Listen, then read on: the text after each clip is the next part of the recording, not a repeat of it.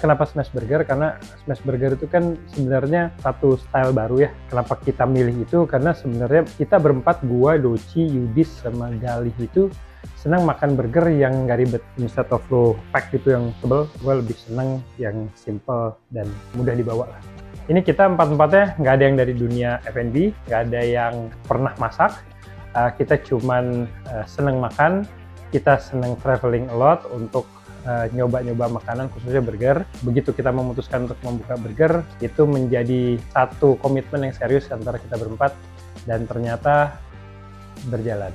Kalau berbicara tentang smash burger itu satu teknik cara masak di mana wajan itu harus super panas, rata-rata di 200 derajat Celcius. Saat si bola daging itu menyentuh panas itu, dan biasanya kita taruh bawang bombay, dan itu kita press sekuat mungkin.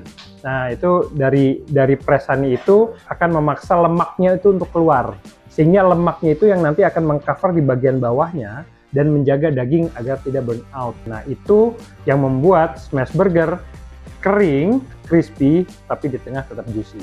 Jadi kalau ditanya tentang bagaimana kita bisa berkompetisi di dunia burger yang sekarang lagi happening banget, itu karena sebenarnya kita cuma fokus di satu, yaitu mengembalikan basic cheeseburger seperti layaknya kita menikmati cheeseburger. Dan buat kami berempat, kita sepakat untuk kita tidak pengen burger yang terlalu mewah. Buat kita cukup sebatas roti, keju, patty kita, seasoning kita, sauce kita, pickles, dan itu enough. Banyak yang nanya kenapa burger gua itu kok cenderung kayak gosong. Gosong ini bukan burnout daging, tapi itu yang tadi gue sempat jelaskan juga, bahwa kandungan di dalam daging kita itu adalah 100% daging beef, tapi kita bagi dua, ada lean beef dan fat. Nah, fatnya itu kita pakai rata-rata di 20-25%. Nah, itulah yang pada saat kita smash menjadi lemak yang dipaksa keluar, sehingga itu akan mengcover si daging supaya dia tidak gosong. Pada saat dimakan, meskipun terlihatnya hitam, tapi itu sebenarnya semuanya adalah lemak. Dan pada saat dimakan, tidak ada rasa pahit. Itu yang membuat banyak salah kaprah bahwa smash burger kok hitam, nggak sehat, gosong, dan segala macam. Menjalani bisnis partnership itu memang gampang-gampang susah. Khususnya kita berempat, di awal itu pasti ada ego masing-masing. Tapi contohnya ya, kayak misalnya kita mau nentuin tempat aja.